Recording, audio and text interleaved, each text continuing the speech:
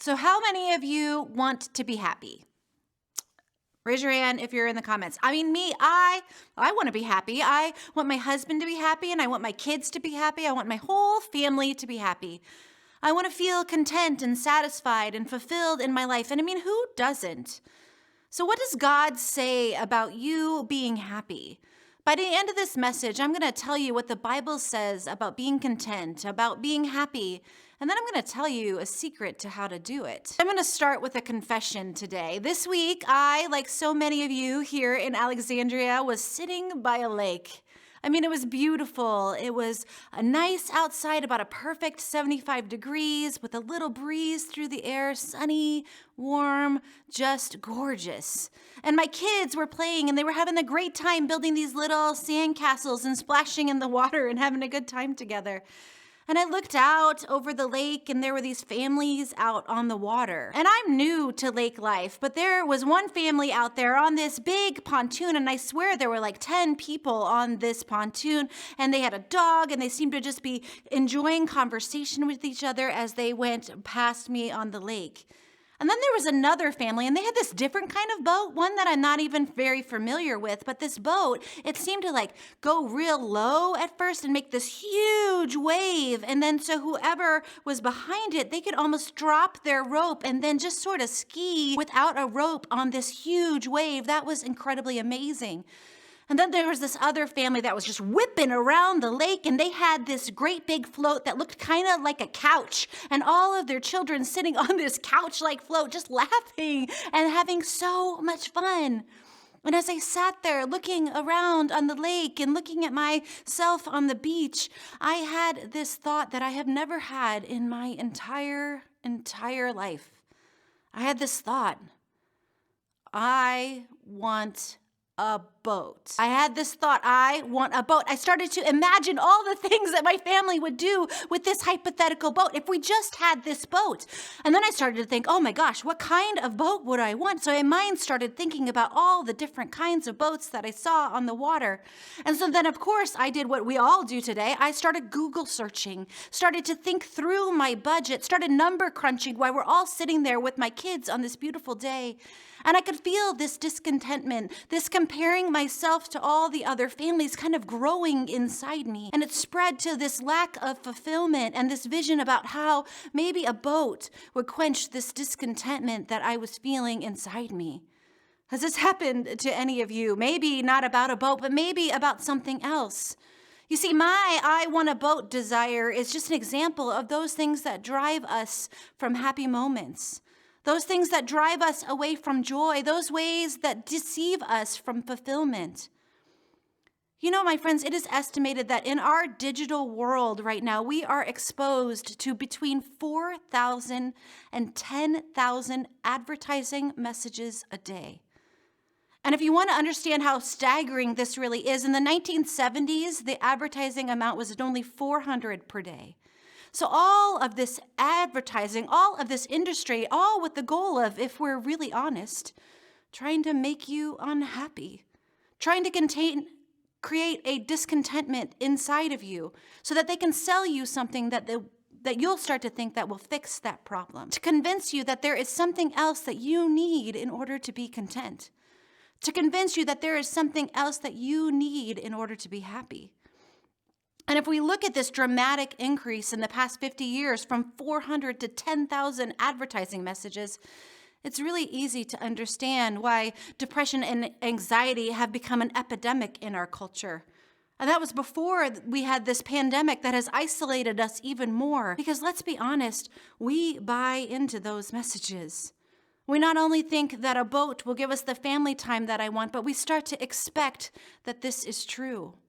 Or maybe if you already have a boat, maybe it's the bigger boat or the newer boat that does that new thing that you expect will bring you contentment, that you expect will bring you happiness. And we don't just limit these things to boats or cars or houses or clothes, but we do this to our own bodies as well. A study showed that 78% of 17-year-old girls are deeply unhappy about their bodies. And for teenage boys, that is 50%. The majority of our young people deeply dissatisfied, deeply unhappy, deeply poisoned by a culture that honestly wants to sell us happiness, but then never actually delivers. Because then what would we buy? And as a parent, this makes me deeply sad because I want my kids to be happy. I want my kids to be content, to have joy and love for themselves and for others, to choose a career path that will lead them to fulfillment and to live in a safe space and someday in the future, find a relationship that they will be content in. I want my kids to feel all of life without feeling like they have to numb it with drugs or alcohol. I want my kids to feel balanced without having to hustle for more money or to get out of debt. I want my kids to be able to show up without feeling like they're going to be judged for what they're wearing or how they do their hair. Parents, grandparents, we want this for them, right? Yet how many of us, even in our own adulthood, struggle with finding happiness? How many of us as adults struggle with contentment? How many of us are still hustling towards the next thing? So let's be real for a second. There are some things that you can control in your life. Some things that if we put in effort, we can change if we want. Like if I'd like my hair to not be so white, I could add some hair dye. Or there are some things that we could do and some things that we should do to make things better for ourselves and for others. But then there are just some situations in which we have no control over. Things that disrupt our plans for happiness. Things where there's nothing we can do to change our situation. And then we say things like, it is what it is. But then sometimes when those things don't meet our expectations, it can lead us to this level of resentment. And I don't know about you, but I've had a much different spring and summer than I have expected.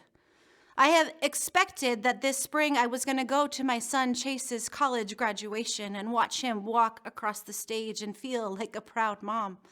I had expected to watch my son Sawyer play tennis on the Discovery Middle School team. I had expected to travel and preach in Ghana, West Africa today, even at the vocational school that I helped start. I had expected to be able to worship at Calvary at the lake, one thing that I was so excited about to come here and do. You see, my summer does not look at all like I expected. It's a weird summer. I walked my kids to the bookstore the other day, and as we left the house, my daughter Skylar, who's 8 years old, said, "Oh, wait, Mom, I forgot my mask." And she quick ran back into the house to grab it. And I thought, what a strange childhood they are having. You see, I would rather my kids not have to worry about COVID-19 or racial tension or political divisions or forgetting their mask at home. You see, this summer is not at all how I expected it to go. And expectations, they can lead to discontentment. Expectations can lead to unhappiness. And I think it was author Anne Lamott who said, expectations are just resentments waiting to happen.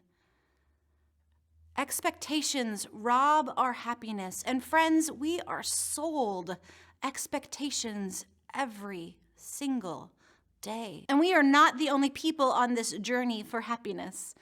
In the book of Luke, chapter 12 in the Bible, Jesus is talking to someone who's frustrated. He's frustrated by his inheritance, and he feels like he is owed more than his brother has given him. So he goes to Jesus, and he asks Jesus to make it fair. He says, "Lord, tell my brother to divide the inheritance with me."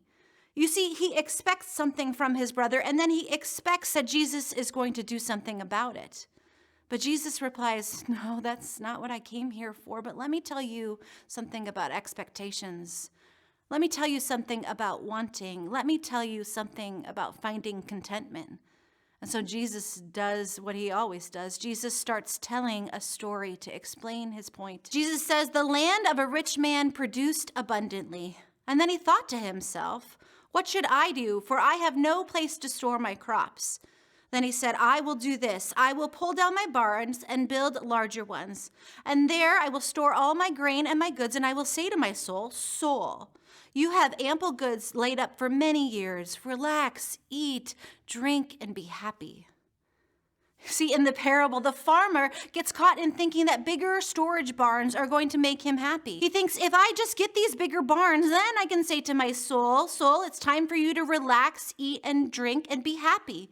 It is his expectation that this act is going to bring him happiness, that bigger barns will finally bring him contentment, and then finally he'll be able to just enjoy it all. But then Jesus, as Jesus does in this story, he throws in a curveball, a plot twist about the rich farmer. So Jesus continues and he says, and God said to him, "You fool, this very night your life is being demanded of you, and the things that you have prepared, whose will they be? So it is with those who store up treasures for themselves, but that are not rich towards God." You see, what Jesus reminds us of in this story is the very thing that we hate to think about. It's the one thing that we absolutely cannot do. What money or work or achievement cannot do, it cannot keep us from dying. It cannot quiet that fear in ourselves. The fact that this life, it's not going to last forever. And that fact, it isn't just a justification for like a big new spend or a big new purpose or running up the credit card bill. It's just true. We are finite. Moments end, life ends, and then these moments that we get right here and right now, this moment right here, right now, this is it. This is all we get. This is all we are promised, is the present right here. So this expecting the next thing or the next event or the next possession to bring you happiness, it just doesn't work. There are wealthy people and poor people, well, most people really, who are chasing down happiness. Like it's this thing that's over there. People who fret over money, material goods, body, or status, or over the pursuit of having more and more, or achieving more and more. And let's be honest, we all get trapped in this from time to time. We get stuck in this future thinking, if I just had this, or if I just did this, then I'll be able to relax and be secure and be happy. It's this, if I just had a boat thinking that takes us away from the now. It takes us away from the present, from the abundance that God has already given us. And this is the rich farmer in the parable's folly. It was in the fact that he thought that all of this happiness was up to him. What kept him from happiness, what keeps you from happiness, is this thought that it's all up to you. Look at all the self-reliance in this parable. I will do this. I will pull down my barns. I will store my grain. I will say to my soul. The rich farmer is well read on self-help books, and we do this too. We start to think that we can like Tony Robbins or get a coach or Zig Ziglar or manifest our vibrations in the right direction, and then we can find happiness into having our expectations met. But in reality, all of this, it just falls short. We do this all the time. We tell ourselves, if I can't find a way, I will make one, or I will do it my way. We think that if we can accomplish a certain material wealth, or if we get that boat, or we get that house, or that new couch, or that car, for that matter, if we can get that certain position, or certain status, or certain education level, then we will be happy. Or maybe for you, it's the opposite. We start to think, if I can finally fight back this depression, or if I can finally fight back this addiction, or this anxiety, or this shame, then I'll find contentment. We think like the rich farmer, I will do this, and we are convinced that this is a noble and worthy use of our time, our brain space, and our energy. Planning, storing, treasuring, accumulating, thinking that this planning, storing, accumulating, and treasuring will somehow keep us safe in this future that is out there. This future that's somewhat untold, holding our happiness and our freedom. But all this expectation, all this wanting, worthiness, material goods, new barns and new boats, perfection and piety, it's all gonna just leave us short because it cannot defeat our deepest fear. It cannot defeat death. You see, no amount of wealth or good deeds or awesomeness will ever secure your place with God in the end. No amount of what you accumulate on this earth is going to save you from that final moment. And I think we all know this, and we don't really like to talk about it, but we know that no amount of stuff or self-improvement is really going to make you happy or content. So friends, don't buy it when someone tries to sell it to you. The Apostle Paul in the Bible writes about a secret to finding happiness and contentment. But you see, the Apostle Paul, he had this illness, this affliction, this thing that just wouldn't go away. And in his writings, he calls it a thorn in his flesh. And we really don't know what it is. Biblical scholars haven't really figured it out, but we know that he had this thing that just always pained him. Maybe an illness, maybe an emotional state. And he prayed over and over for it to go away. And he prayed that God would take this thorn in his flesh away from him. And friends, I know that you have a thorn in your flesh too. A jealousy, a cancer, an ideal that you'll never meet. A pain from something that someone did to you a long time ago. An ambition that just won't be fulfilled. A physical ailment. And I know that you have prayed for it to go away, just like Paul prayed for his to go away. But the truth is that Paul's thorn in his flesh, it never goes away. It doesn't go away at all in Scripture. Instead, Paul accepts it. And in his own words in the book of Philippians, he writes this: I have learned to be content with whatever the circumstances. I know what it is to be in need, and I know what it is to have plenty. And I have learned the secret of being content in any and every situation. Whether well-fed or hungry, whether living in plenty or in want, I can do this through Jesus who gives me strength. So what happened? What was Paul's secret to happiness? How did Paul become content in the toughest circumstances? How did Paul find joy and happiness even in the midst of tough times and physical pain? It's simple. Paul looked to Jesus to carry him through this life. So how can we be happy and content? What do we do in the meantime? We can look to Jesus to carry us through this life. You see, here's the thing. You are enough and worthy right now. Not in some future when you accomplish the thing, not in some place when you have overcome the problem, not in some hereafter when you have your stuff together, but you are worthy and enough right now because Jesus was worthy and enough. You are loved right here, right now, wherever this finds you today. And Jesus, while loving you while you're here on this earth for Jesus, it just wasn't enough for him. So Jesus, he goes to the cross to ensure that you will never, ever be in a place where he can't carry you through it. You see, it is not just enough for God to be present with you here in this life. So God does something else. God resurrects. God says death doesn't get you either. Death does not win. Death is not the way. Jesus is the way. And it is Jesus who takes away the sting of death. Jesus who takes away the pain of death by enduring the sting and pain of death himself. And it is Jesus who resurrects by being resurrected himself. You see, it is Jesus carrying you through this life. Jesus has all your bases covered. So the secret to happiness, Jesus has got you. Jesus has got you in this life and in the life to come.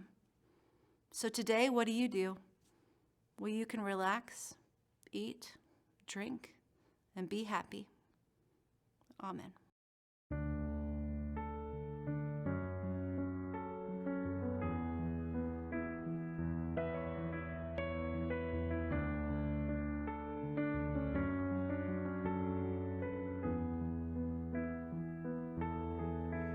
You give life, you are love. You bring light to the darkness, you bring hope, you restore every heart that is broken. Great are you, Lord. It's your breath in our lungs, so we pour out our praise, pour out our praise. It's your breath in our lungs, so we pour out our praise to you only. Great are you, Lord. You give life, you are love, you bring light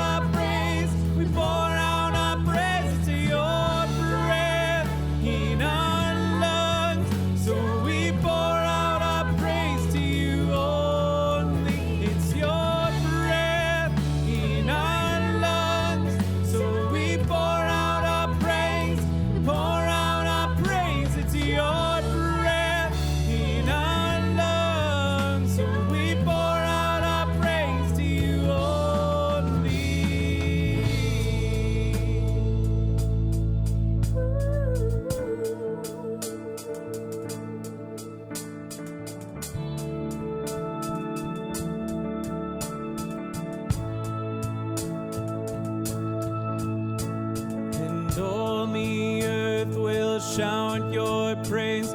Our hearts will cry, the